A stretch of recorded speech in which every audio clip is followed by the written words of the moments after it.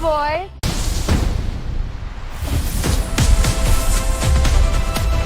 Hi, boy.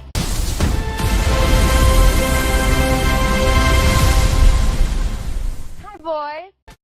Hey guys, and welcome to my stream. So we're going to be, obviously, I have it already on screen, but we're going to go ahead and be watching the address from President Trump that he'll deliver to the nation today, which is hilarious because today's April 1st, which is April Fool's Day. So let's see what shenanigans Trump is going to get us into.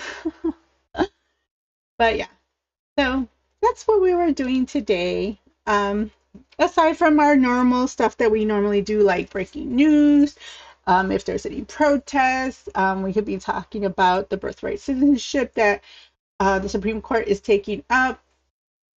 So yeah, we'll be kind of hitting the ground running as always, talking about everything and anything. And it looks like it's starting, so here we go. Let me know if you guys can hear it. Thank you very much. My fellow Americans, good evening. Let me begin by congratulating the team at NASA and our brave astronauts on the successful launch of Artemis II. It was quite something. It will be traveling further than any manned rocket has ever flown and will very substantially pass the moon, go around it, and come back home from a distance that has never been done before. It's amazing. They are on the way, and God bless them. These are brave people. We want to God bless those four unbelievable astronauts. As we speak this evening, it's been just 1 month since the United States military began Operation Epic Fury, targeting the world's #1 state sponsor of terror, Iran. In these past 4 weeks, our armed forces have delivered swift, decisive, overwhelming victories on the battlefield. Victories like few people have ever seen before. Tonight, Iran's Navy is gone. Their Air Force is in ruins. Their leaders, most of them terrorist regime they led, are now dead. Their command and control of the Islamic Revolutionary Guard Corps is being decimated as we speak. Their ability to launch missiles and drones is dramatically curtailed, and their weapons, factories, and rocket launchers are being blown to pieces. Very few of them left. Never in the history of warfare has an enemy suffered such clear and devastating large-scale losses in a matter of weeks. Our enemies are losing, and America, as it has been for 5 years under my presidency, is winning, and now winning bigger than ever before. Before discussing this current situation, I also want to thank our troops for the masterful job they did in taking the country of Venezuela in a matter of minutes. That hit was quick, lethal, violent, and respected by everyone all over the world. After rebuilding our military during my first term, we have by far the strongest military anywhere in the world, and now we're working along with Venezuela and are, in a true sense, joint venture partners. We're getting along incredibly well in the production and sale of massive amounts of oil and gas, the second largest reserves on Earth after the United States of America. We're now totally independent of the Middle East, and yet we are there to help. We don't have to be there. We don't need their oil. We don't need anything they have, but we're there to help our allies. Tonight, I want to provide an update on the tremendous progress our warriors have made in Iran and discuss why Operation Epic Fury is necessary for the safety of America and the security of the free world.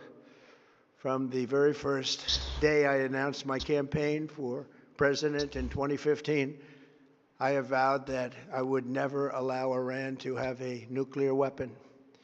This fanatical regime has been chanting death to America, death to Israel for 47 years. Their proxies were behind the murder of 241 Americans in the Marine barracks bombing in Beirut, the slaughter of hundreds of our service members with roadside bombs, They were involved in the attack on the USS Cole, and they carried out the countless other heinous acts, including the just horrible, bloody atrocities of October 7th in Israel, something that most people have never seen anything like it. This murderous regime also recently killed 45,000 of their own people who were protesting in Iran. 45,000 dead. For these terrorists to have nuclear weapons would be an intolerable threat. The most violent and thuggish regime on earth would be free to carry out their campaigns of terror, coercion, conquest, and mass murder from behind a nuclear shield. I will never let that happen, and neither should any of our past presidents. This situation has been going on for 47 years and should have been handled long before I arrived in office. I did many things during my 2 terms in office to stop the quest for nuclear weapons by Iran first, and perhaps most importantly, I killed General Qasem Soleimani in my first term. He was an evil genius, brilliant person, a horrible human being, however, the father of the roadside bomb, and he lived just horrible what he did. Iran would have been perhaps in far better, stronger position. Had he lived, we would have had probably a different conversation tonight. But you know what? We'd still be winning and winning big. And then very importantly, I terminated Barack Hussein Obama's Iran nuclear deal, a disaster. Obama gave them $1.7 billion in cash, green cash. Took it out of banks from Virginia, D.C., and Maryland, all the cash they had. He flew it by airplanes in an attempt to buy their respect and loyalty, but it didn't work. They laughed at our president and went on with their mission to have a nuclear bomb. His Iran deal would have led to a colossal arsenal of massive nuclear weapons for Iran, and they would have had them years ago, and they would have used them. It would have been a different world. There would have been no Middle East and no Israel right now, in my opinion, the opinion of a lot of great experts, had I not terminated that terrible deal. And I was so honored to do it. I was so proud to do it. It was so bad right from the beginning. Essentially, I did what no other president was willing to do. They made mistakes, and I am correcting them. My first preference was always the path of diplomacy, yet the regime continued their relentless quest for nuclear weapons and rejected every attempt at an agreement. For this reason, in June, I ordered a strike on Iran's key nuclear facilities, an Operation Midnight Hammer. Nobody's ever seen anything like it. Those beautiful B-2 bombers performed magnificently. We totally obliterated those nuclear sites. The regime then sought to rebuild their nuclear program at a totally different location, making clear they had no intention of abandoning their pursuit of nuclear weapons. They were also rapidly building a vast stockpile of conventional ballistic missiles and would soon have had missiles that could reach the American homeland, Europe, and virtually any other place on Earth. Iran's strategy was so obvious. They wanted to produce as many missiles as possible, and they did, with the longest range possible, and they had some weapons that nobody believed they had. We just learned that out. We took them out. We took them all out so that no one would really dare stop them. And their race for a nuclear bomb, a nuclear weapon like nobody's ever seen before. They were right at the doorstep. For years, everyone has said that Iran cannot have nuclear weapons, but in the end, those are just words if you're not willing to take action when the time comes. As I stated in my announcement of Operation Epic Fury, our objectives are very simple and clear. We are systematically dismantling the regime's ability to threaten America or project power outside of their borders. That means eliminating Iran's Navy, which is now absolutely destroyed, hurting their Air Force and their missile program at levels never seen before, and annihilating their defense industrial base. We've done all of it. Their Navy is gone. Their Air Force is gone. Their missiles are just about used up or beaten. Taken together, these actions will cripple Iran military, crush their ability to support terrorist proxies, and deny them the ability to build a nuclear bomb. Our armed forces have been extraordinary. There's never been anything like it militarily. Everyone is talking about it, and tonight I'm pleased to say that these core strategic objectives are nearing completion. As we celebrate this progress, we think especially of the 13 American warriors who have laid down their lives in this fight to prevent our children from ever having to face a nuclear Iran.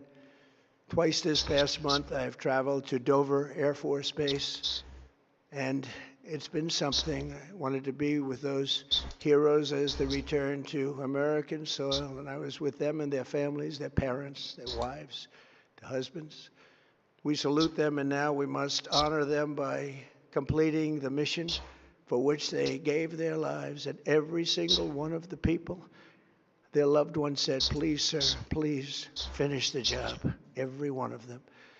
And we are going to finish the job, and we're going to finish it very fast. We're getting very close. I want to thank our allies in the Middle East, Israel, Saudi Arabia, Qatar, the UAE, Kuwait, and Bahrain. They've been great, and we will not let them get hurt or fail in any way, shape, or form.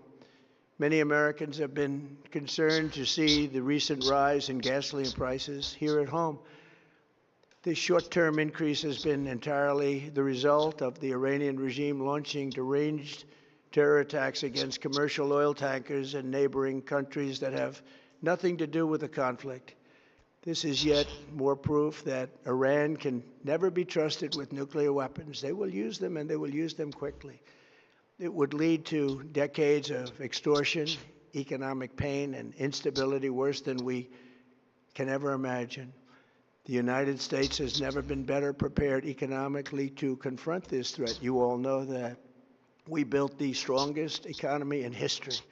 We're going through it right now, the strongest in history. In 1 year, we've taken a dead and crippled country. I hate to say that, but we were a dead and crippled country after the last administration and made it the hottest country anywhere in the world by far, with no inflation, record-setting investments coming into the United States, over $18 trillion, and the highest stock market ever, with 53 all-time record highs in just 1 year. It all positioned us to get rid of a cancer that has long simmered. It's known as the nuclear Iran, and they didn't know what was coming. They've never imagined it. Remember, because of our Drill Baby Drill program, America has plenty of gas. We have so much gas. Under my leadership, we are #1 producer of oil and gas on the planet, without even discussing the millions of barrels that we're getting from Venezuela. Because of the Trump administration's policies, we produce more oil and gas than Saudi Arabia and Russia combined. Think of that, Saudi Arabia and Russia combined. And that number will soon be substantially higher than that. There's no country like us anywhere in the world, and we're in great shape for the future. The United States imports almost no oil through the Hormuz Strait and won't be taking any in the future. We don't need it. We haven't needed it, and we don't need it. We've beaten and completely decimated Iran. They are decimated, both militarily and economically and in every other way. And the countries of the world that do receive oil through the Hormuz Strait must take care of that passage. They must cherish it. They must grab it and cherish it. They can do it easily. We will be helpful, but they should take the lead in protecting the oil that they so desperately depend on. So to those countries that can't get fuel, many of which refuse to get involved in the decapitation of Iran, we had to do it ourselves. I have a suggestion. #1, buy oil from the United States of America. We have plenty. We have so much. And #2, build up some delayed courage. Should have done it before. Should have done it with us, as we asked. Go to the Strait and just take it, protect it, use it for yourselves. Iran has been essentially decimated. The hard part is done, so it should be easy. And in any event, when this conflict is over, the strait will open up naturally. It'll just open up naturally. They're going to want to be able to sell oil because that's all they have to try and rebuild. It will resume the flowing, and the gas prices will rapidly come back down. Stock prices will rapidly go back up. They haven't come down very much, frankly. They came down a little bit, but they've had some very good days over the last couple of days. We've done actually much better than I thought, but we had to take that little journey to Iran to get rid of this horrible threat. With our historic tax cuts, where people are just now talking about receiving larger refunds than they ever thought possible, they are getting so much more money than they thought. That's from the great big beautiful bill. Our economy is strong and improving by the day, and it will soon be roaring back like never before. It will top the levels that it was a month ago. I've made clear from the beginning of Operation Epic Fury that we will continue until our objectives are fully achieved. Thanks to the progress we've made, I can say tonight that we are on track to complete all of America's military objectives shortly, very shortly. We are going to hit them extremely hard over the next 2 to 3 weeks. We're going to bring them back to the Stone Ages where they belong. In the meantime, discussions are ongoing. Regime change was not our goal. We never said regime change, but regime change has occurred because of all of their original leaders' death. They're all dead. The new group is less radical and much more reasonable.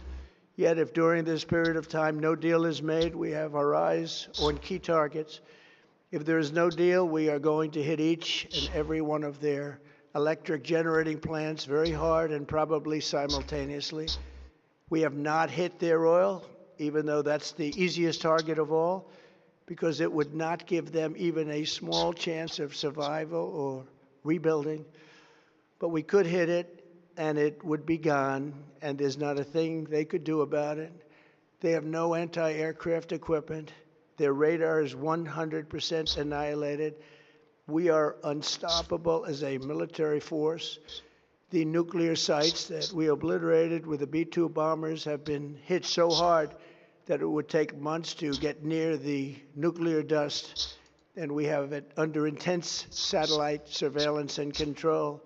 If we see them make a move, even a move for it, we'll hit them with missiles very hard again. We have all the cards, they have none. It's very important that we keep this conflict in perspective.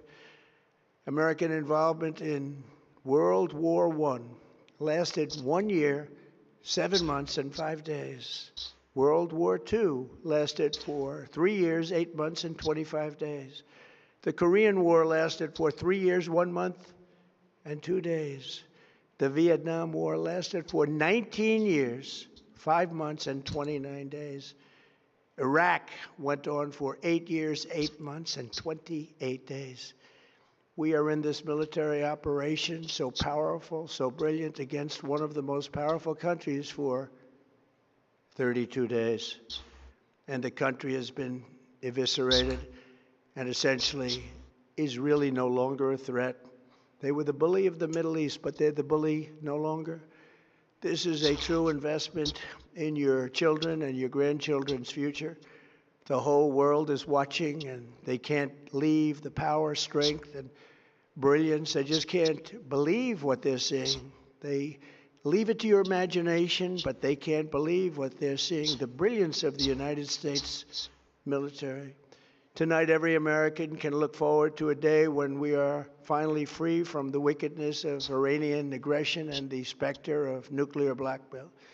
Because of the actions we have taken, we are on the cusp of ending Iran's sinister threat to America and the world. And I'll tell you, the world is watching. And when we do, when it's all over, the United States will be safer, stronger, more prosperous, and greater than it has ever been before. May God bless the men and women of the United States Armed Forces, and may God bless the United States of America. Thank you very much, and good night. Well, that was really super short. I thought it was going to be longer than that. That's crazy. Um, but yeah, that was his, I guess, address in regards to that of what's going on. Um, we can kind of go and see what other people are saying in regards to this address, because I know a lot of people are nervous about this, especially because of, you know, them thinking that we're going to go to war, thinking that we're going to have a draft. Um, you know, so for a lot of them, they are definitely worried about it, which, honestly, I don't blame them. I understand, you know, but I think like we have to first give it a chance. I told you guys, when it comes to the war, I'm kind of 50-50 on it, only because of the fact that I'm still kind of trying to wrap my mind around it and what their thought process is about it. Um, because like I said, I think he thought he was going to go in there and do what he did to Maduro. I think he thought that that's what was going to happen in this instance. And honestly, that's not what happened, Um, he was completely wrong, or whoever told him this was completely wrong, and so now I think he's hesitant about Cuba. But yeah, I think he really honestly thought it was going to be a quick in and out kind of deal, and it kind of just blew him away that it was not that easy. So yeah, so we're going to go ahead and see what Tim has to say That about had so many this. missiles and so many drones that no one could do anything about their nuclear weapons program in the future. That was an intolerable risk. Under no circumstances can a country run by radical Shia clerics with an apocalyptic vision of the future ever possess nuclear weapons. And under no circumstances can they be allowed to hide and protect that program and their ambitions behind a shield of missiles and drones that no one can do anything about. This was our last best chance to eliminate that conventional threat, that conventional shield that they were trying to build, and the president made the right decision to wipe it out now. That is the goal of this operation, to destroy their conventional missiles and their drone program so they can't hide behind it and finally have to deal with the world seriously about never, ever having nuclear weapons. That's so much more coherent than what Trump said. Well, of course it You're is. saying, of course. I didn't know. I'm sorry. It implies that No, they're but- going to have to get the Iranian regime to allow inspectors into the country, basically capitulate and become a subservience of the One of the points order. that I've heard a lot of people making is that the reason that we couldn't do anything about North Korea getting a nuclear weapon is because of the location of Pyongyang, right? They're within artillery range of North Korea. So if they tried to prevent what? China's backing North Korea. We can't go in. No, but the point that I'm making They is were going in. The IAEA, they kicked them out. Or, yeah, but the I meant reason they could troops, like, yeah. the reason they could the main reason they couldn't, because they couldn't even gamble on trying to, is because if they tried to strike North Korea can just use artillery and wipe out what 10 million people in Seoul. Seoul. They'd kill tens of thousands with just And artillery. so what the goal is here is to prevent Iran from achieving that kind of weapons capacity with conventional weapons, for making it too costly for the U.S. or someone else to go and actually attack them, because so much ability. Is this April Fool's? Like, why didn't Trump say what you just said? Because he's Trump. Are you kidding? Come on. People are writing these speeches. I've For seen. real. I'm gonna It say makes this. more I sense. think Rubio should have added Rubio should have said this. Everything he said, and I want the people of this country to understand that while the safety of the region, our allies, our troops are paramount, understand that the threat from Iran would also destabilize the economy Yeah, right. here in the Yeah, United there you go, States right. and abroad, as we are seeing now with the shuttering of the Strait of Hormuz Right. and gas prices going up. If we waited and they aimed nuclear weapons at us or our allies, gas prices Oops, would sorry, have gone up guys. $4 a gallon. This is just a small factor, Right. but understand it's a big picture, and the safety of the people and the lives is the most important. That would be a very coherent, and then go, not just gas prices will go up, but the cost of literally everything, blah, blah, blah, blah. Yeah, it's And none of us talking about this is an endorsement of the People can't hear it. attacking. People can't I know hear they don't understand, but It's only Rubio only gave us half or part of an equation, because you blow up all their conventional weapons, their missiles and drones, and then wait 4 years, they're going to have another round of conventional weapons. It's called mowing the lawn. Yeah, exactly. So is that the plan? Is every 3 years we're going to obliterate? That's why they want regime change. Well, he didn't say that, but I did. agree. He did. He did. He didn't. Yeah. Did Trump, Rubio just Rubio. say it? Trump. Yeah, Rubio Yeah. didn't mention regime change as part of the tactic. I want to say this too, the strategy. because my concerns, as I was mentioning earlier, with intervention are functional and not moral. I have moral concerns. Like there's a report that the U.S. may have launched Tomahawk, which hit a school, killing a bunch of children. Horrifying. And moral concerns matter. However, in war, we try to avoid these, and I believe the United States, as a force for war and a global power, has been the most moral that we have seen in the past, I don't know, in our history, in the history of the planet. Certainly, you can look at the Nazis, and everyone goes, oh. Certainly, you can look at Napoleon and go, really? You can look at Russia and China and go, good God. And you look at America and you go, well, they did do a lot of bad things, but all things considered, my argument is, I sit online, I see these activists from left to right or otherwise, and they say the U.S. is the worst terrorist on the planet. The U.S. is evil, all of these things, and that is just not true. It may not be correct, functional, or moral what they're doing. Those arguments are always allowed. But my point is, China was threatening to destroy one of the largest aquifers in Central America so they could compete with the Panama Canal. They have no regard for human life and what is moral or good. Certainly, one could argue the U.S. does bad things, and I would argue welcome to war and global conflict. So by all means, criticize the war. I'm not saying not to. I'm just saying don't come to me and claim that Iran is morally just. Don't come to me and say China is morally just or good, or that Russia is, because I will tell you the United States is infinitely, infinitely better and more moral than all of those countries. Very good at not turning on its own people because of our decentralized legal systems where like local police basically trump essentially the exterior forces. So the U.S., it's moral in that way that it hasn't genocided its own people. But like we're not at war in Iran.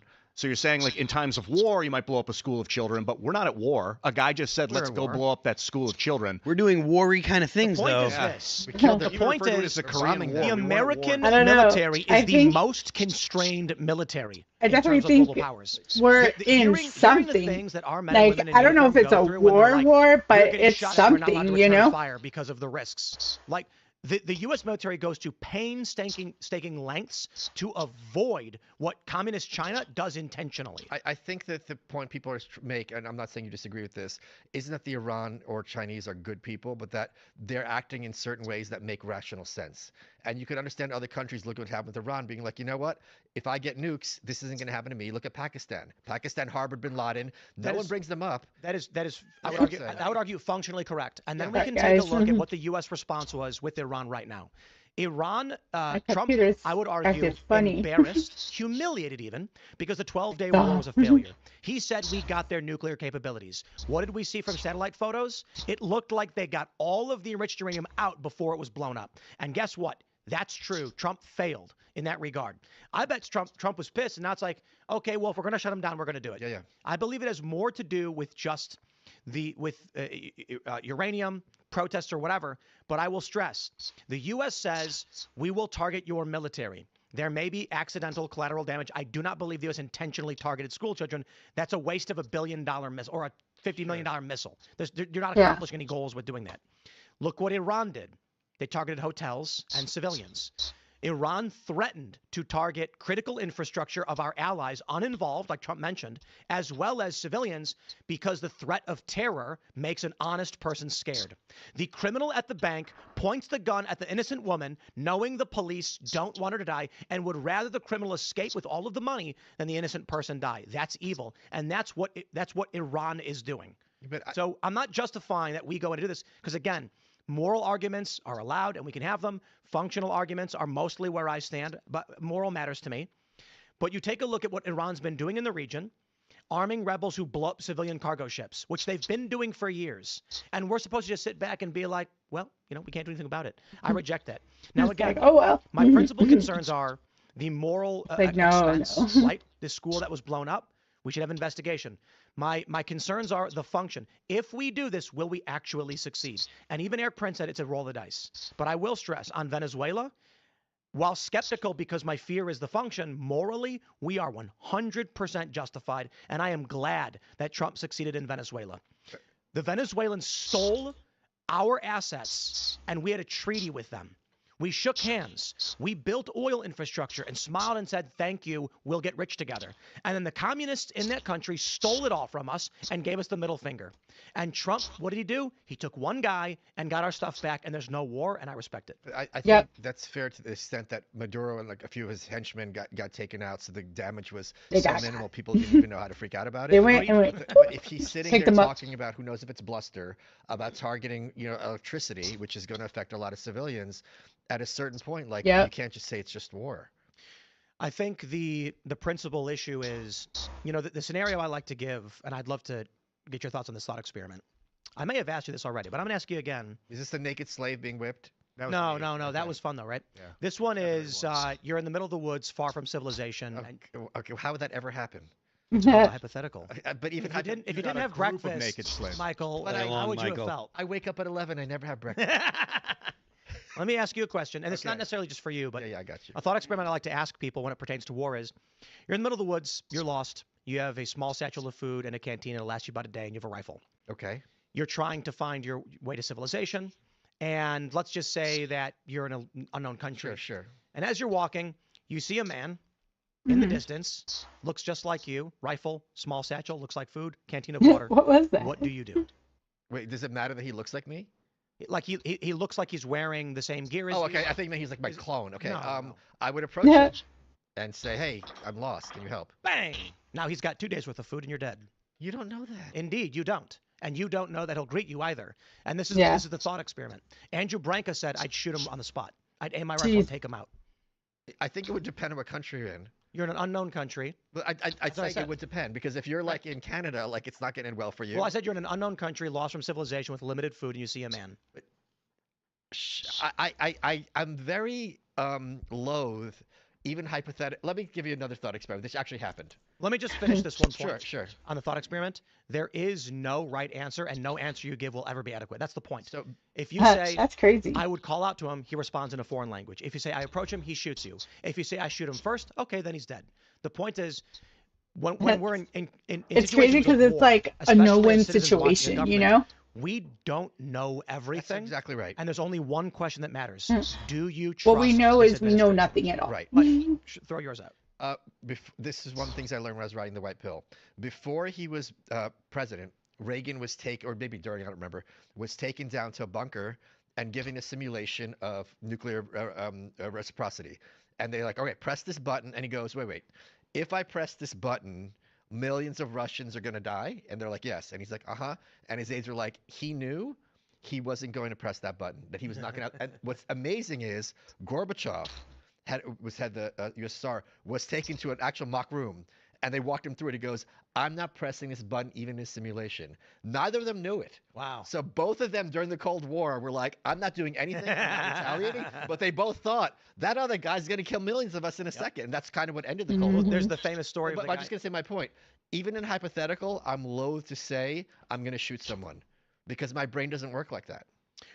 I suppose the ease. Depends on the context. Oh, Well, so in the this context, like The some guy context just changed walking around, I don't. dramatically. The thought experiment we've elaborated on. You What's are with the alone in the middle of the mannequin? woods, walking.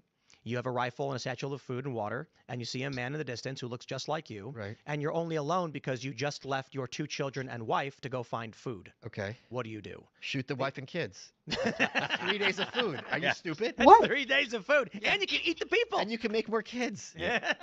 Jesus. So the point is, it was funny because the point of the thought experiment is just for you to envision being in a scenario where you're approaching an unknown. Sure. And Andrew Branca was like, I'd shoot him. And I was like, I'd pull my rifle and shoot him. I was like, and he's like, now I got food. And I'm like, okay. It's like Andrew's been stuck in an elevator for an hour. Jeez. And I was like, that's an Oh, answer. that's a But good there's no question. wrong answer. There's no right answer. It's just imagine being in the scenario. I also What's think funny it's is I easy tend have to imagine hypotheticals, but myself we don't know who would in be all like in kinds that of situation. scenarios. Right. A lot of people say, oh, as soon as and someone come to my house, I put a bullet I in think their that's There's what a lot of people there's a story who that happened are in like Texas preppers, they do where, that. They a put guy gets themselves in rear-ended. scenarios because they want to And be he able gets out of his to car angry. figure He out just got rear-ended. outcomes And where so he they're gets out of his car, prepared. starts screaming. The So other you guy have gets out to of his think car, of every type and of he sees the guy scenario screaming and ranting walking and towards think him. of So he ways puts his hand up and puts to his hand on his rectify hip. each scenario. The guy So I walking told you guys towards him before sees him that reaching for his gun, when so he grabs his gun and I draws it. Then worked the other guy sees him drawing his gun and points in his like gun, a and call they both center shoot like each other. way back in the day. I used to And it always was walk simply into the an places escalation that neither understood. and I would just the look presumption was the guy who around got rear-ended was just and pissed off he got rear-ended. Wasn't I would make sure to see. I would walk around, right? So I would look for all the exits. I would look at all the windows. I would look at all the doors and see which spot was secure. I would look at when they gave us like a tour of like, let's say the lunchroom, I would see what food was there. And then in my mind, I go straight into thinking about like, okay, what kind of thing can I turn into a weapon? Now I know a lot of people don't think that way, and some people probably would say I'm cynical for thinking that way. But I even told my kids to do that. You know, like I was saying, I'm like, whenever you're in these type of situations, you got to think of these situations because you never know if, for example, probably never going to happen, but you never know if a zombie apocalypse happens. What's possible is like a civil war, you know, or if we get invaded, those are possibilities, you know? So I would always think of those possibilities and thinking like, hey, how can I get myself out of this situation? How can I protect myself? How do I get from point A to point B without being seen? So these are all situations I would see, like have in my head. So I understand what he's talking about when he's saying like, imagine yourself in the forest and you have just food, water, and your rifle on you, and then you run into some dude. Now you're in a random forest, you don't know where the heck you are, and you don't know the person in front of you. So you don't know if you guys speak the same language. You can reach out and say, hey, hello, but then you don't know if that guy's going to aim at you and pop you, you know? And so you have to be very, you know, cautious about what you do. You know, do you pop the guy and take his stuff, or do you try and approach the person? So it's things that you would think of right away. Not everybody would think that way, but I'm just saying, like, you know, usually preppers think like that. They always try to think 10 steps ahead to prepare themselves for any type of situation. Now, does that mean that's going to work? Absolutely not.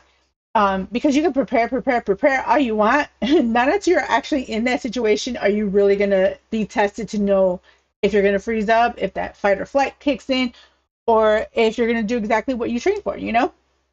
Some people have that muscle memory where they'll just, you know, fall into action. Other people don't. Other people freeze up, you know? But let's keep going. shoot anybody. But the guy who rendered him sees an angry guy screaming and walking towards him, and he just meant to ready himself. The guy sees a hand going to a gun, But in and that it snowballs. in that hypothetical in the woods, why wouldn't it make sense for me to point the gun at let's say Phil and be like, hey, who are you know, and so that's before you shoot him. So right. There's an escalation process. That's why Brian goes think like I'm going to shoot him. It's because the point of the experiment is that there's no right or wrong answer. You say, I draw my rifle and say freeze. As you're grabbing your rifle, he aims his rifle and shoots. He sees you reaching for your gun, so he shoots you. Or the other example is people will say, I yell hello, and he yells flabo, and you go, I have no idea what he just said. So with foreign countries, flabo means? Well, I do. But the point of the experiment is, imagine you're in these scenarios where there's no right or, like, you don't know what's going to happen. You have no idea how to address a stranger who's armed. Is this person, you're lost in the woods and you're starving. You're hungry. You have one day left of food. And this guy might be thinking, I don't want to, he might knife me in the back. What's your thought, guy? I feel like human beings are much more neighborly and friendly, having traveled different places. It's true. There was a couple that went biking around the world because they wanted to show if you look at all how the, peaceful like, it is, and then a Walking car pulled Dead, over, jumped out, and Red slipped and chopped their Dawn, heads off. But how many places did they go before they went to that Resident car? Evil, A couple dozen.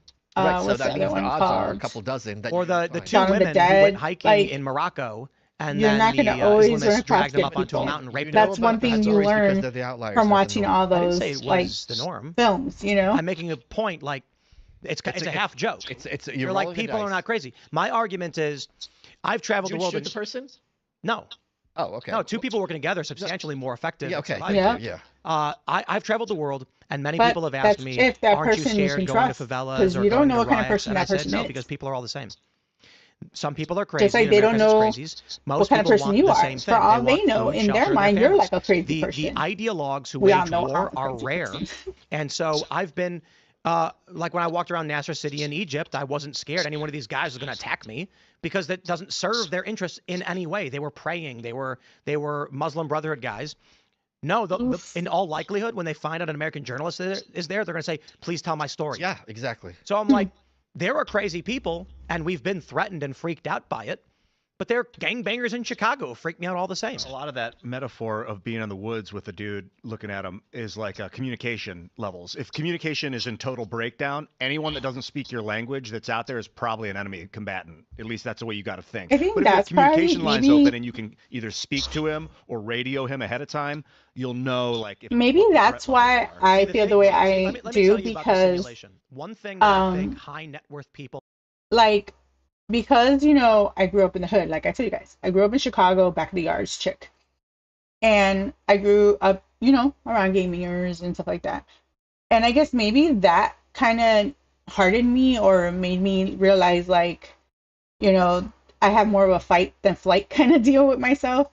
But I think it prepared me for certain situations. Just like being poor. Being poor prepared me on how to stretch my money. Like I'm pretty sure like if you had people that come from money who never struggled, they might not understand how to stretch $1 or how to make meals out of $10, But when you're poor, you learn that really quick, will understand that low net worth people do not. And it's not meant to be derisive or humble bragging, but it's true. The amount of knives that get placed in your back when you have money are orders of magnitude greater than I can when you imagine. don't. When you are working class, you have betrayers and you have backstabbers because everybody does. But when you have money, there are people who will kill you for no reason. There are people you thought you're friends who will leak private messages from you. There are people that you would claim to be your friend and when you die will leak private messages to exploit to make money on the internet. I was That's thinking like terrible.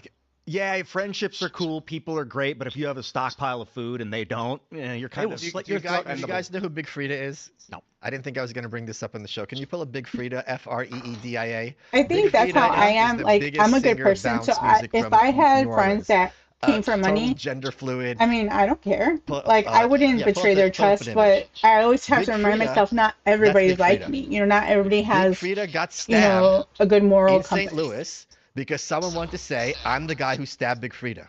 Oh my God. To your point, when you become a certain level of status, Yeah. people want to take you down just so they could say, I'm the one who stabbed But it's not about I strangers. was thinking about more about I know. resources. Let me tell you, I probably have 3 former best friends who have tried to destroy me and threaten my family's life. And there's 4 and 5. Ow. And you have no idea. Every day after the Every show, night, Phil Tim. tackles me, and then You're going to be the You got to revenge. keep him and on then his I'm like, toes, man. You got I to keep him on swear his Phil's toes. trying to just kill me, but he always wants to. He calls it wrestling.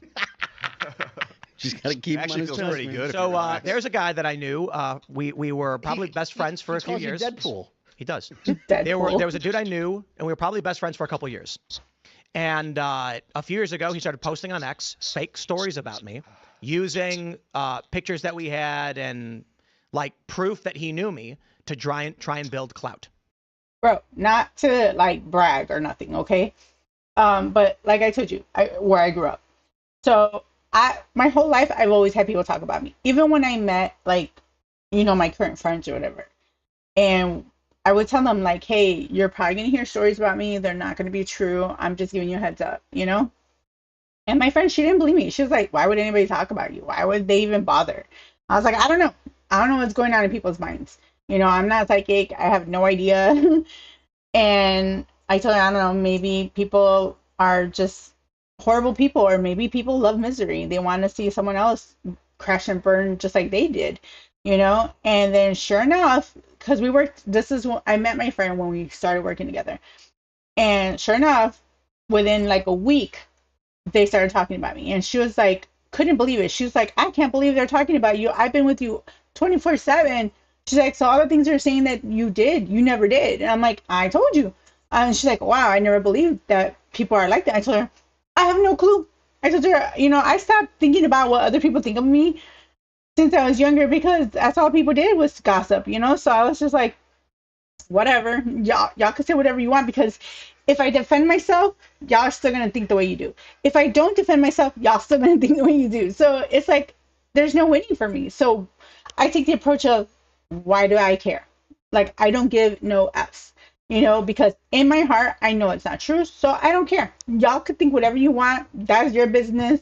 I'm not going to be able to change your mind if you already have a certain thought process of me. It doesn't matter. Like, I'm just going to keep being who I am. And if you like it, you like it. You don't. That's it. And I ain't going to worry about it, but Yeah, it's trippy when you have to deal with stuff like that.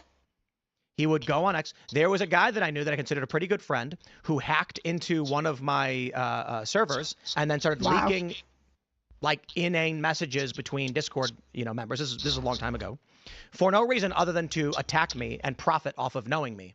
Wow. The amount of people who will betray you when you have things, regular people just have not experienced this. Tim Ferriss had this great essay about 10 things that happen to you when you're famous, and Tim Ferriss is obviously a huge name. And one of them was he's like, imagine you have a village of 1 million people, right? Out of that 1 million people, 100 of them are going to be crazy. And I don't mean crazy like weird, like crazy like they think they're married to you. Yeah. And he goes, when your audience Jeez. reaches, I just got named, a stalker of mine just filled out their living will in Canada and made me the beneficiary over their parents and brother. What's their net worth? I have access to their bank accounts and their gametes, which is currently the Oasis Fertility Clinic in Calgary. What? I met this person once 10 years ago. Oh my Point being, gosh, to Tim that's Ferriss's point, crazy. when you have 1 million people in your audience, 100 of them are going to have these relationships with you. They aren't just like, oh, I like Phil, I like his music. It's like, Phil and I went to high school together, and now he's not returning my calls. No, I do hear that, and I've experienced that, obviously. The distinction I'm drawing, however, from the phenomenon of crazies who know you, like I always talk about, I'm not scared of Antifa, I'm scared of the guy who thinks I stole his spoons. Yeah. And is like hunting me down. Yeah. There was a woman on X who said I broke into her house at 2 in the morning and turned her TV on, waking up her family. And there are people on the left who are responding like it was true. The guy that But real quick, my point is, there are people that I would have considered to be very good friends, who I'm still friends with on social media, who found that they could exploit their connection to me to profit and promptly That's knifed me in the terrible. back. And I was shocked the first couple of times it happened, the lengths people were willing to go to do it. And so we talk about the guy in the woods. Let me put it like this. You are in the woods and you have a stack of food that is going to last you for 3 months, and a man is approaching you with a rifle. It changes things. Oh, yeah, for sure. That guy's not going to stop to ask questions. He's going to be like, I'm going to live or die, and I'm taking that guy's food. Yeah, that guy's called a cop. Yes. Yeah. Yeah, I mean, look, to your point about crazy people doing things, like the guy that killed Daryl Abbott, guitar player from Pantera, he was in a band called Damage Plan at the time. He got on stage and shot him because he believed that it That's was crazy. Daryl and his brother Vince that caused Pantera to break up. Now, this is not true at all. Even That's if it not is what true. happened. Yeah, I mean, Even if it is yeah, true. sure, but Someone going after Yoko? it was totally fabricated in his head. Yeah. What about Selena's? But she was the head of her fan club, Yep. Yep. Insane. Yep. I've That got a one was couple of women who crazy. claim they're married to me. including Allison. She claims it, yeah. But there are people that have threatened my whole family because people I've never met who That's claim that terrible. they married me and then I ran away or something. And it's just Okay. like, no idea who this person is. They're from a place I've never been to. Man, I feel like parasocial I would since feel like internet Loki at or that point. since Apparently, video there'd be a and, line. radio. You start to fall in love with Yeah, I the don't know vibe where of it's this other, from. like, That's before from, radio. I think, Yeah. You didn't really have the parasocial or- love like we do now. And if you disagree with, if your opinion is What is that disagree with one some called? person on something, they act Or like you're Dark a, World, a I think it was called. boyfriend girlfriend who cheated on The them. Dark Elves. The rage and you betrayed me, When and it's just like I have no they idea take who you are. Loki out the jail, I'm and then entitled to my each one of opinion. his friends Those are are the like best threatening conversations. Loki. They're not. Those people on the phone and talking That for if he an hour. hurt the war, they were gonna murder I've been him. wanting to tell you this for years, Michael. And you're like, all right. We're going to go to your Rumble rants and Super But Chats, yeah, so smash the like we're button. gonna go Share the show. ahead and watch this other thing that I wanted to watch with you guys. This is the arms race. I found this story to be interesting. I really hope you guys think it's interesting. But it's in regards to the arms race. Tech CEO reveals 3D printed missiles potential impact on warfare.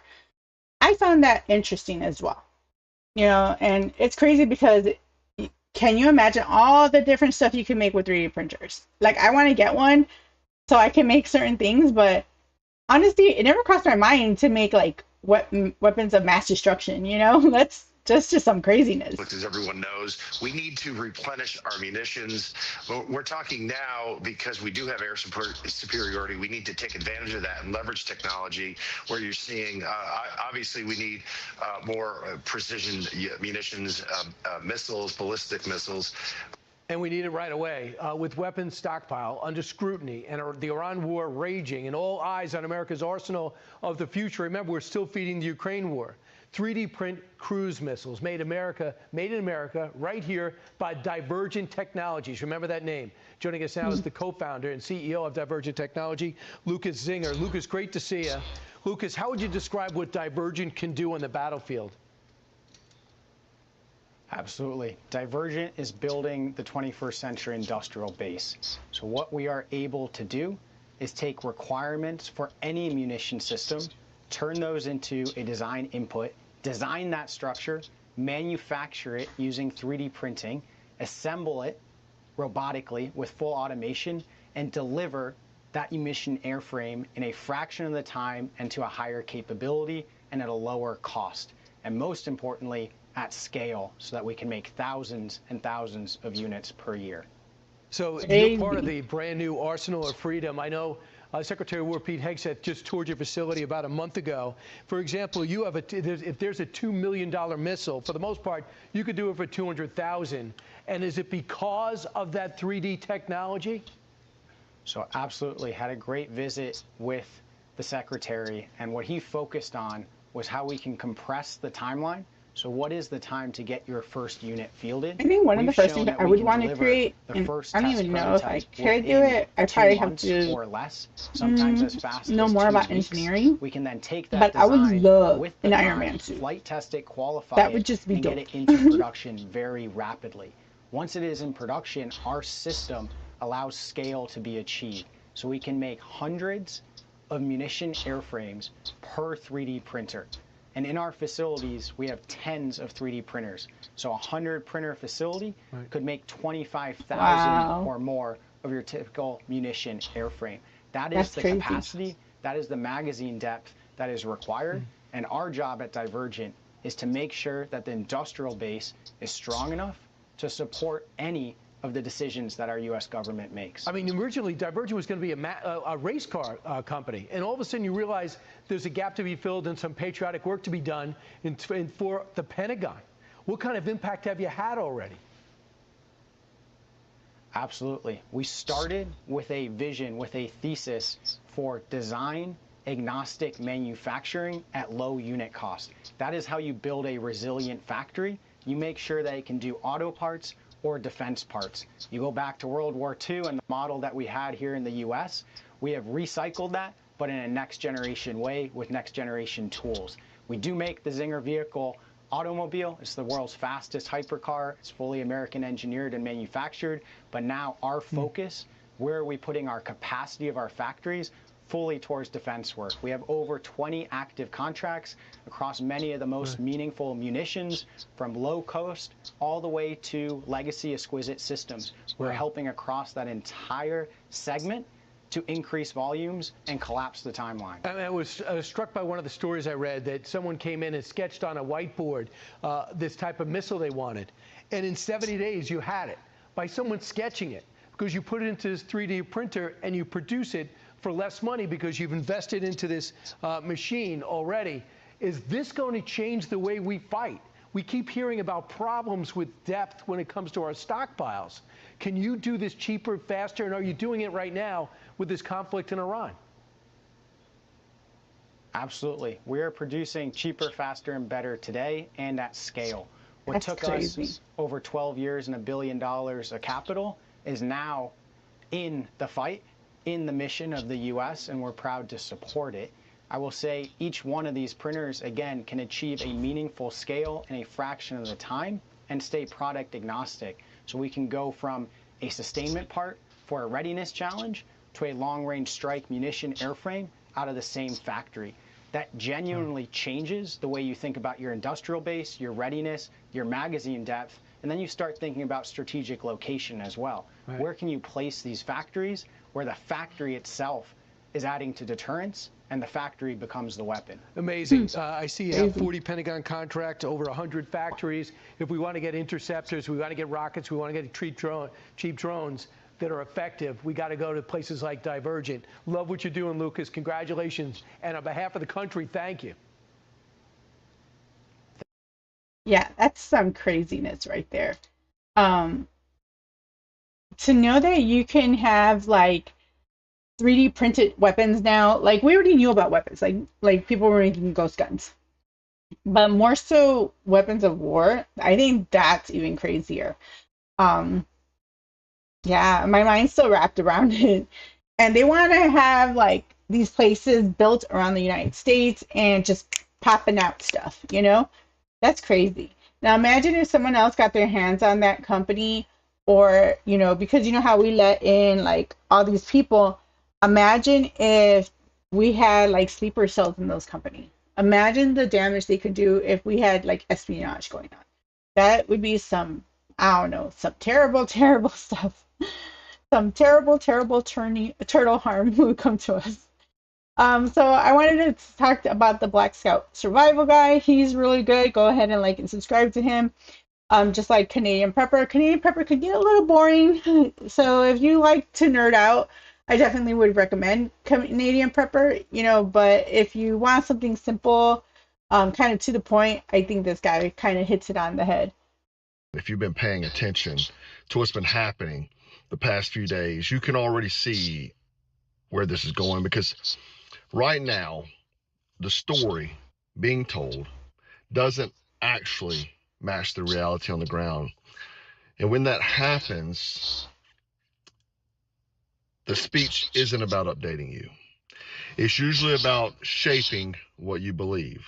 We talk about false narratives all the time and gaslighting, all those sort of things. Now, let's get you up to speed real quick. So over the last 24 hours, Trump says Iran wants a ceasefire.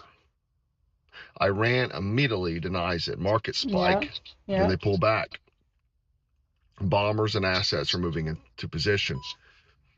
The Strait of Hormuz is still restricted. So what we've got is peace is coming on one side and things are still escalating on the other. Now,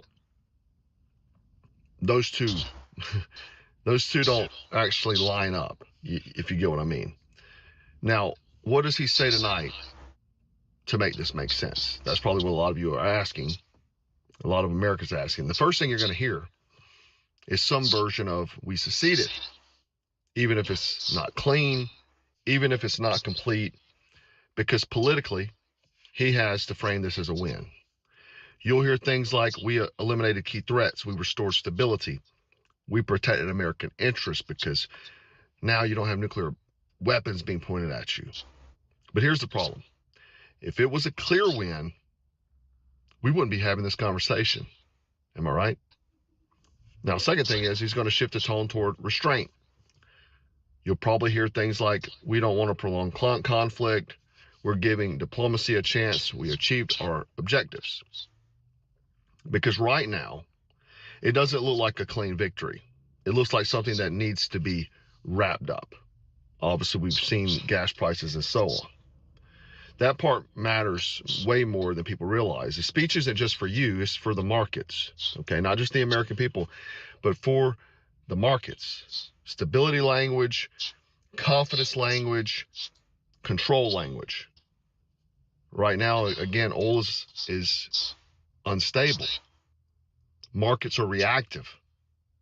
Global uncertainty is high. And perception, unfortunately, guys, drives money.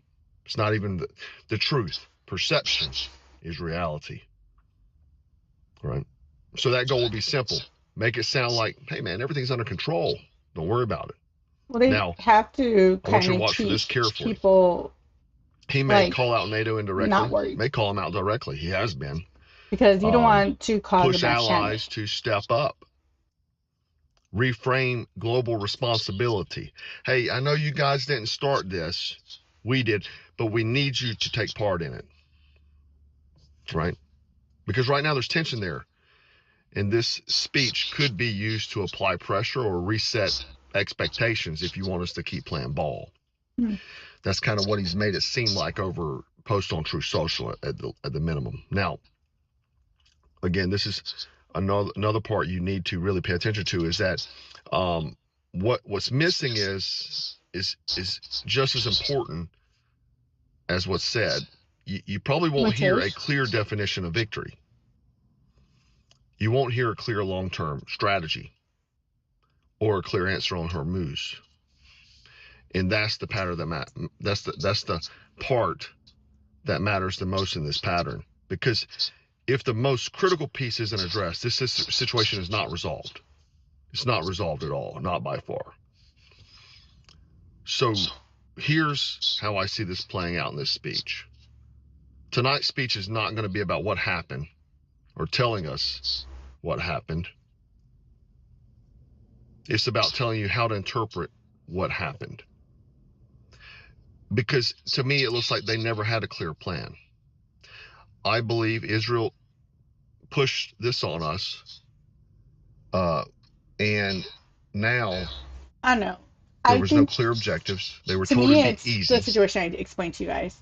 that it'd be a pushover, and it turns out not to be. That I think he just thought it was going to be something simple, Because in right and now out the kind of deal. battlefield is saying one thing, and the narrative is saying another, and that's highly dangerous in this situation.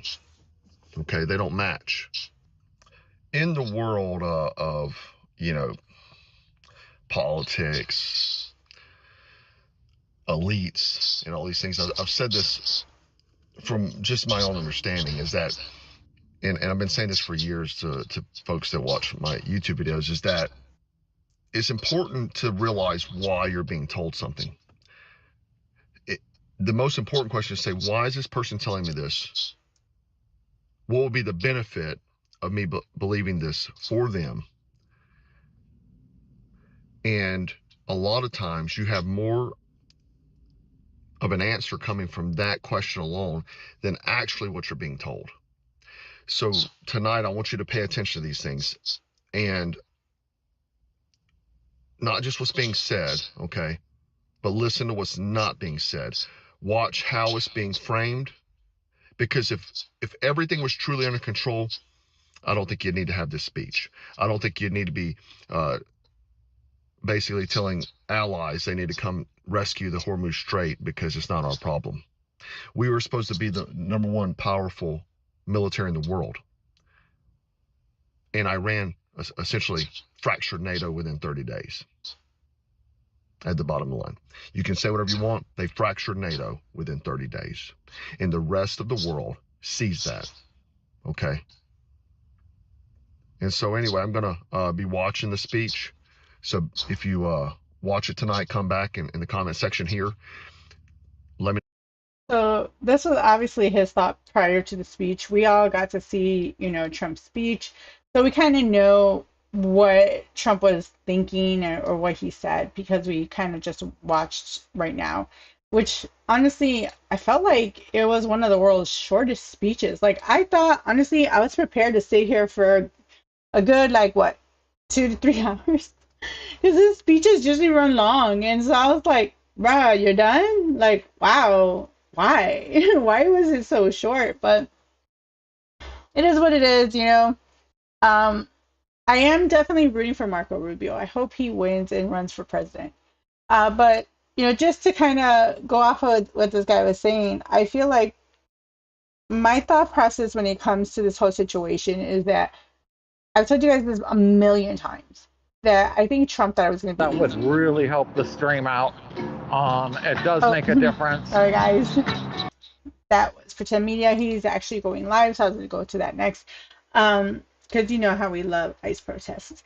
But yeah, my thought process is that Trump he probably thought it was just going to be super simple. Like Venezuela was simple. He went in, grabbed a dude, walked out, done. It was done so quickly that even the news media didn't have time to react. Democrats didn't have time to react. Like, everything just happened so quickly. And so I thought, my thought process, he probably thought the same thing about Iran. But Iran is a total different beast. And I think that's why he's kind of hesitant about Cuba, because he wants to do the same thing for Cuba. He wants to free the people and let them, I guess, figure out what their next step's going to be. And from what I understand, America's track record on regime change, I think we're batting 0. So we'll see how this all works out. Now, this is going on to the birthright citizenship argument at the Supreme Court. I talked about this earlier, and I watched the whole thing. I was watching it while I was doing all kinds of stuff, and I was listening to all the different arguments, and I was just like, I'm kind of feeling like it might be a split, or maybe like they're not going to side with Trump on this one. Who knows, guys? But we're going to go ahead and jump into it. I would love your thoughts about The birthright U.S. Supreme citizenship. Court this morning to hear oral arguments on one of the most controversial moves of his immigration crackdown. His attendance for arguments, a first for a sitting president. Mr. Trump seated in the front row as the justices, including conservatives he appointed, peppered the government's top lawyer with questions about the president's plan to end birthright citizenship, guaranteed under the Constitution to almost anyone born on U.S. soil. How would it work? You're not going to know at the time of birth for some people whether they have the intent to stay or not. Are you suggesting that when a baby is born, people have to have documents, present documents? Is this happening in the delivery room? The Solicitor General emphasizing the president's executive order was aimed at curbing so-called birth tourism, the practice Those of anchor traveling to babies. give birth in the United States to guarantee citizenship for the baby. We're in a new world now where 8 billion people are one plane ride away from having a child who's a U.S. citizen. The Chief Justice pushing back. Well, it's a new world. It's the same Constitution. The president has called birthright citizenship a scam, accusing undocumented immigrants of taking advantage of rights under the 14th Amendment. It wasn't meant for these children. It wasn't meant for people that escaped or invaded, came into our country illegally. It was meant for the children of slaves. But the executive order signed on the first day of his second term has never gone into effect, repeatedly blocked in the lower courts. If allowed now, the order would only apply to babies born in the future, not retroactively. And the impact could be significant for an estimated 200,000 babies born each year. And Laura, as we read the comments from the justices, what is this case really going to come down to? Tom, based on today's questions, these justices seem to view the language of the 14th Amendment as clear, but they do have another path here. The key federal immigration law, the one from the 1950s, Tom, it essentially tracks the same language as the 14th Amendment. And so the justices could point to that as another way to say that the president's order has to be overturned because Congress wanted it that way. They wanted birthright citizenship, Tom. And then, Laura, I guess the next question is, do we have a timeline here? What's your sense of when we could see a decision in this case? Yeah, obviously the president would like to see it as soon as possible, given the fact that he took time out of his day to go there and present in the court today, Tom. But the justices don't seem to be in any rush here. They didn't put it on an expedited schedule. They didn't agree to hear it any faster than they would normally, and so we may not see a decision here until the end of June or even early July, as that's when the big cases of the term typically come out here, Tom. All right, in summertime. Laura, we thank you for that. We thank you for watching. And So, like I said, I was watching this whole situation like play out, right? And I know like people are gonna give, ish about Ketanji Brown. She did have some like it just didn't make sense what she was asking, but she did, open the door to other additional questions. Now the thing is that what kept coming up was a couple of things. So they were talking about like the Native Americans, how on the reservations it's like a sovereign like land or whatever. And so there was like a time where they weren't counted as U.S. citizens, and then like a law passed which added them, and some of them have dual citizenship now. Then it was also being brought up in regards to like domicile. Like they just kept going on and on and on about domicile. I was like, geez, like how many times am I going to keep discussing this? But they're trying to figure out what that means. And, what does it pertain to? Because they were saying, like, for example, if I decide to come into this country, then my domicile would be here in the United States. But they said, like, well, how would you know if the person's going to stay or not stay, and, whether they're legal or illegal. And so they were trying to figure out how this would affect the child, and I know one of the other arguments that was going on was about they were saying like about the Chinese like travel that they do, where they encourage people to go to America. They pay them, like it's like a travel agency. They pay them money to travel to the United States to have their baby, and then they go back to their country, so that their child is automatically a U.S. citizen. So one of the arguments from the attorney from Trump's side was saying, like, there's 8 billion people in the world, and if we don't correct this and clear this up, that means it's basically an open door, and 8 billion people could just walk in here and say and drop all these kids and have babies, then be like, okay, they're all U.S. citizens now. One of the judges is like, okay, yeah, and it's like, what do you mean, yeah, and like, that's terrible. And we're not the only country, like, there are other countries out there, like I said before, that have some restrictions, and others have straight, they're like, no, they don't care, they won't let you even jump through a hoop. So they were saying, like, this is not something that's good, that's going to be good for our country. We shouldn't reward people for breaking the law to come in here and pop children out, especially because you don't know where their loyalty is going to lie. For the simple fact that if they, like, let's say CCP is known for this, that's why we're talking about it right now. But if they come over here, pop a child out, now their child's a U.S. citizen, they drag the child back to CCP, and now their child's raised under the Chinese regime, their loyalty is to China. At that point, these people are going to be like, yeah, we're just going to go ahead and, raise our kid over here under our values. And so once the kid is old enough, they send him back to America, and now this kid could be the president of the United States. And at that point, it's like, well, what do you do? Because he's a U.S. citizen. You can't deny him that right. But then he starts, colluding with the Chinese government because his loyalty really aligns with the Chinese government and not the United States. And that's where these additional problems come in. So I understand the argument, and I understand the fact that we shouldn't be rewarding people for coming over here. We should discourage people from coming over here just to have a child, to think that that's going to anchor them in where they're going to be allowed to gain, like, any form of legal status because of their kid. I don't think that's something that should be allowed. I think it should be made, difficult to do. But, again, that's just my opinion, guys.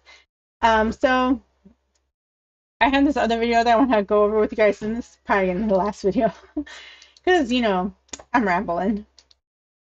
So this is from Fox News. Teen takeover chaos spreads nationwide. Like, the teen takeover thing has been a thorn in everyone's side at this point.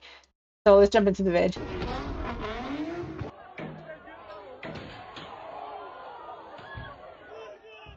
Okay, we'll keep it with the driving theme and when things don't work out. Out-of-control teenagers taking over streets across the nation now. That's crazy. Those scenes from Los Angeles, just a glimpse of what cities are dealing with, and it's not just LA. Right now, city council members in Washington, D.C. are preparing to vote on extending the emergency youth curfew meant to curb these wild events. You're watching Outnumbered. I'm Harris Faulkner, here with my co-host Emily Campagno.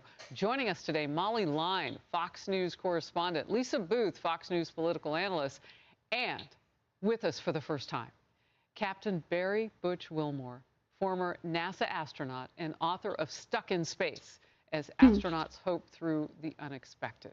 Amazing. Okay, I can't go on with any stories without touching with you. First of all, welcome. Well, thank you for having me. Thank you. I mean, this is pretty surreal for me. I tied in from space one day. I got my topics were done, or my tasks were done, and I tied into the to the feed. Just turned on my iPad, and Fox News popped up.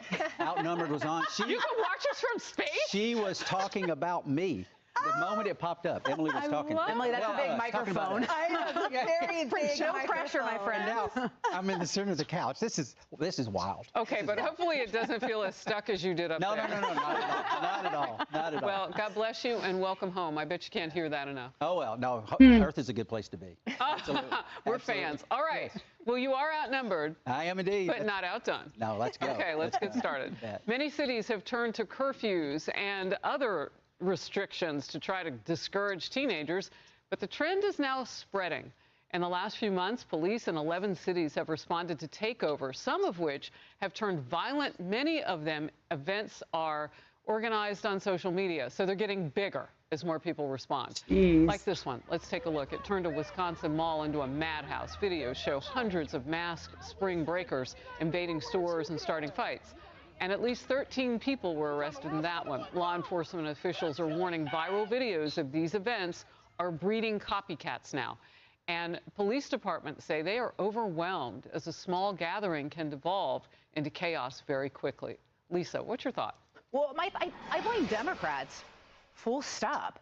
I mean, for decades and years now, they have been leading this breakdown of society from all different vantage points, from a policy standpoint to the narrative around policing, also culturally as well. I mean, you look at the policing angle, all the soft on crime stuff that Democrats have pushed, the elimination of cash bail, abolishing the police, and then you get to culturally with welfare, incentivizing single family homes, punishing marriage as well. You look at the breakdown of God, of, mocking God as well, mocking the family unit. And then you look at the narrative around policing. You could go back to Michael Brown, hands up, don't shoot. President Obama pushed that lie. He said it was a breakdown of, the policing and, really blamed the police throughout the era. You look at Kamala Harris, she went and told Jacob Blake in Wisconsin that she was proud of him, a guy who showed up at his own victim's home to re-victimize her and then pulled a knife on police officers. Kamala Harris also encouraged people to fund the Minnesota Bail Fund as well and to bail out some of those rioters in Minnesota. Mayor Johnson said that law enforcement was a sickness. So you can go down all the way down the line and see how they have led to this degradation of society and this breakdown of society. So I blame the Democrats, full stop. My guest last hour, Kelly Simpson, was a former U.S. attorney, Emily. And I thought of you when he talked about consequences. And he said this needs a Pavlovian response. I like that, the bell with the dog. Yeah. If we view this through the lens of these are children, then we need to see that they are victims. And they could be victims. And when we talk about the violence, the nature of the crimes that they're engaging in, it is absolutely horrifying. And if you want to have that party see them for what they will, well, then they should understand that there's an epidemic of opportunity and threats to these kids' safety. Now, if you want to look at it through the lens of them being adults, it makes it all the more frightening. And that's what I think we should do. The enforcement mechanism has been totally gutted here. Arrests mean nothing without actual incarceration and consequences that the attorney talked about. The reality is that we have demoted family court into some type of summer camp for them. There are no consequences. There's zero accountability, and there's zero incentive for those kids to succeed whatsoever. What options have we provided for them? None. In the public school sector. We've talked about the millions of dollars that we've shoved toward the unions. They're not being educated. They're not being cared for. They're not being fed in some instances. We've degraded the family unit, so they're not going home to God. They're not going home to a stable unit. Perhaps their one family member is out working 4 jobs to try to put that food on the table. So instead, they're incentivized by social media, by the dopamine hits, and by the apps that encourage them to be violent and to be viral at the expense of the collateral damage, which is good American citizens losing their lives, their livelihoods, and their property. And we're supposed to. But it's not only that, it's the fact that they also have some parents that encourage this type of behavior. So it's not that, there's a lack of a parent. It's the fact that you have some parents that encourage it. Like, I don't know if y'all ever on X or on Facebook were watching these videos, but they show videos of these moms encouraging their kids to steal from, like, the dollar store or from the grocery store, or teaching them, like, to dine and dash. Like, where are the consequences for those parents? Because they're the ones that are teaching these kids that it's okay to do this when it really isn't. Like me growing up, I knew right from wrong. I knew that if I did something that was illegal, I was going to get punished for it. So I didn't want to do anything illegal because I did not want to have to get punished for anything. So, I always walked the straight and narrow path. And so I was taught to respect law enforcement. I was taught to respect my elders. I was taught to respect other people's stuff. So I never acted out of pocket like these kids do. And so me as a parent, I taught my kids that way too. And it's funny because I would always have people say like, oh, you're like a 1950s mom, and the way we are with our rules. And it's like, we're teaching our children good morals, good values, respect. That's not something that's bad. Like, they act like it's a cuss word, but I think that's one of the things she missed saying, because she was just kind of putting it on everybody else, saying like, oh, well, the mom's working or the dad's working, single parent homes. Well, that doesn't negate the fact that if the parent is also encouraging this, because not all parents encourage this, mind you, but there are some that do. And I think that that's also the other problem. To just call them kids? Ooh, you know what you just tipped into? So we've been following all these social media trials. Think about the victims in some of these, and people do get hurt in some of these instances. Think My about decks are going the downstairs. argument that they can Sorry make for the if clap. this formed on social media. Are you going to try to pull this or block it? And a lot of these people are minors, according to my last guest. The U.S. Attorney, Cully Stimson, said most of the carjackings in Washington, D.C. are by 14-year-olds. I mean, it's a lot. Your thoughts? It's just a symptom of the breakdown of the family. I mean, obviously, dads, where are you? Stepping in to train your children. I know my daughters, when they were born, No home as training, soon as they guys. could understand English, the very first thing I trained them on is that you will not disrespect your mother. That was the #1 rule in our home. And it still is. And from that, you grow respect for mankind, for others, and also for society, and also for our nation, and those individuals that are making this nation great. And the looting you see taking place in these videos, it's just very sad. Breakdown of the family is a big part of this. Yeah. I think I thought all great points, the breakdown of the family, the challenges with policy. Another thing is the effort from law enforcement to catch up with something. With social media taking off and allowing this collaboration, they're now turning to, these other takeovers that sometimes use vehicles. Very, very dangerous. These, not necessarily, but there have been a lot of laws that have been put in place to address those kinds of takeovers with Motorcycles. vehicles. Yes. And now they're planning to use those laws to effectively react to this in the same way. And one of the other things that I think might potentially be powerful is to going after the organizers civilly, not just criminally, but civilly as well. Now, whether or not there's much to recoup there, but to hold them responsible in some sort of way. So I think law enforcement is also struggling to catch up with this as it gets underway. So what's interesting about that, you talked about the parents, specifically the father in the home. You start hitting them in the pocketbook, and you might get their attention. That's true. As a father, I mean, I'll speak to the men out there because I am a man and I am a father. I mean, men should raise their daughters to be an example for the type of man that they would seek to marry and spend their life with. And they should raise their sons to be the type of man that their sons would emulate. And we have a breakdown in society. I just read a statistic. It's either 1 in 4 or 1 in 3 households in the nation are fatherless. Fatherless homes in this nation. It's 3 times the global average. Globally, it's about 7%. It's 23, depending on what survey you see, it's 33% of fatherless homes in our nation. And a breakdown of the home, like I said, and the fact that these kids aren't getting the stable understanding of respect and those things that dads bring to the table. Moms do too, certainly, but that stable family unit is very impactful on our society, and we've seen it, and we continue to. Lisa? Yeah, I mean, the police shouldn't be up to them to parent these kids. I mean, to your point, Captain, it should start with the parents. Indeed. And I guarantee if that household was more structured and there were 2 parents checking in on their kids, we would see a reduction in this. I know if I were in this video and my dad were to see me in that video, he would be first very saddened. He would be take it personally against him, and then as a college student, I'm still under his purview. There'd be repercussions. There would be accountability. And that's what we don't see. Yep, and consequences. Hey everyone, I'm Emily Campagno. Yeah, Catch me and my co-host.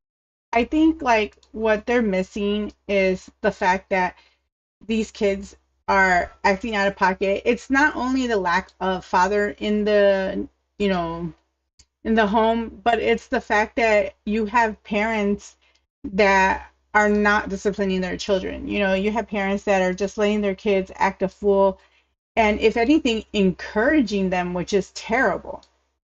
And I think that's the other problem, is that it's between not having a 2-parent household and the lack of respect and the encouragement of these type of behaviors. Because you see, for example, there was a person who was robbing, I think these I want to say light poles or something like that.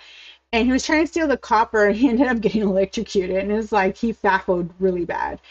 And so the family tried to sue the company, but they're like, but it's your kid's fault, he shouldn't have did that. And they were like, oh, but you know, because he's poor and he's trying to eat. And it's like, bro, that's no excuse for stealing, you know? And that's the problem, is that we got into a point in our life where we're just like like making it seem like it's okay for these people to do that and making excuses for them when there really shouldn't be no excuse for this type of behavior. But yeah, that's what's going on, guys. I would like to know your thoughts about this. You know, let me know in the comments below. So right now we have some protests going on. I should say protests, all lightly. But yeah, we have some protests going on right now. So I'm going to go ahead and flip the script on that so you guys can listen in on that and see the shenanigans that we're going to be watching tonight. Tommy just went live. We have Pretend Media, who's out and about. And then we have Chris Sims, who's also out and about. So we're going to go ahead and jump into some of these so you guys can kind of watch along and get entertained like the way I get entertained by all this crazy nonsense. So we're going to listen to Tommy for now. Of course.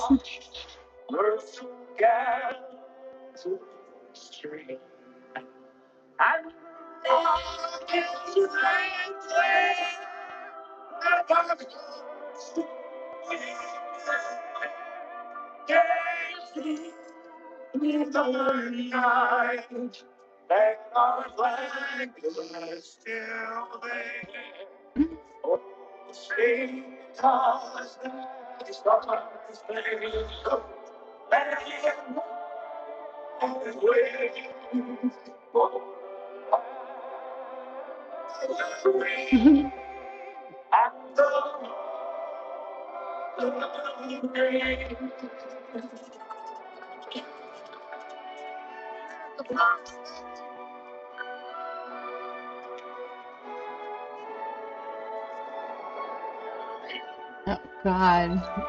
Is that someone wearing a Spider-Man outfit? Jeez. Terrible, terrible turtle harm.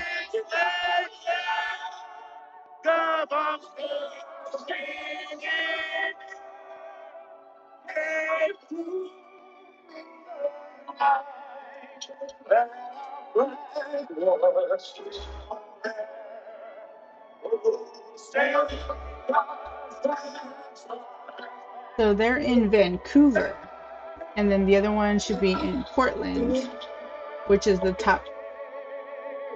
Wait, no, that way. Wait, no, that way. That way. There you go. That way. And then the one that's this way right here, the small one, that's also in Vancouver. So Vancouver, Vancouver, and then the corner one. Let's go, baby! Corner.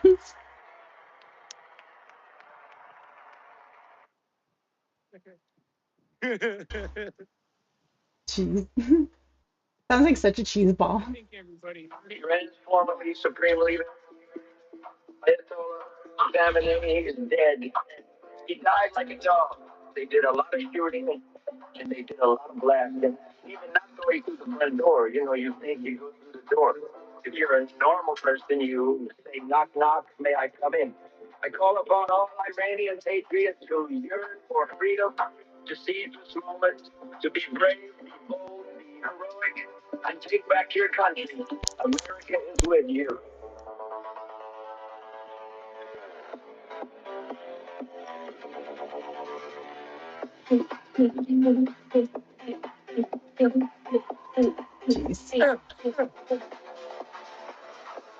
Iran's formerly Supreme Leader Ayatollah Khamenei is dead. He died like a dog. They did a lot of shooting and they did a lot of blasting. Even not going through the front door. You know, you think you go through the door. If you're a normal person, you say, knock, knock, may I come in? I call upon all Iranian patriots who yearn for freedom to seize this moment, to be brave, be bold, be heroic, and take back your country. America is with you. Iran's formerly Supreme Leader Ayatollah People are so weird with their music from both sides, okay?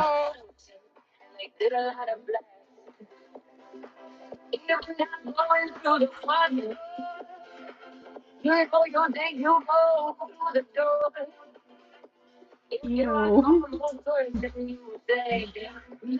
Well, at least that person's not a hell no. They're just a damn.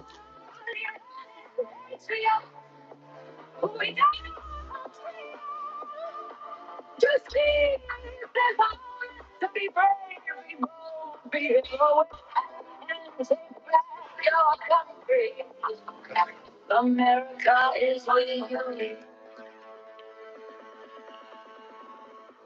I read Farm Lake Supreme Leader. Ayatollah Khamenei is died like a dog. They did a lot of shooting and they did a lot of blasting. They're going through the front door. God bless ICE. We love ICE. God bless Donald Trump. God bless Okay. ICE. Thank you, ICE, for keeping our country safe from foreign illegal invaders. We gotta get every last one of them out of our country. Deport every last illegal in this country. That is our goal. Deport every last illegal in this country. Get them all out. Well, guys, I'm going to call it a night. This is what's going on. It's still pretty boring. It's probably gonna like die out because it's raining. They usually don't stay out too long. So we're just gonna kind of call it a night, guys. I want to thank you guys for watching. Don't forget to like, comment, and subscribe. I drop videos throughout the day, and I'm live Monday through Friday from 8 p.m. Till sometimes till 10. Depends on how the stuff is going that day. But I want to thank you guys for watching, and you guys have a great night. Bye. Time's up, my little heathens. Harley's gotta cause more trouble. Thanks for the chaos.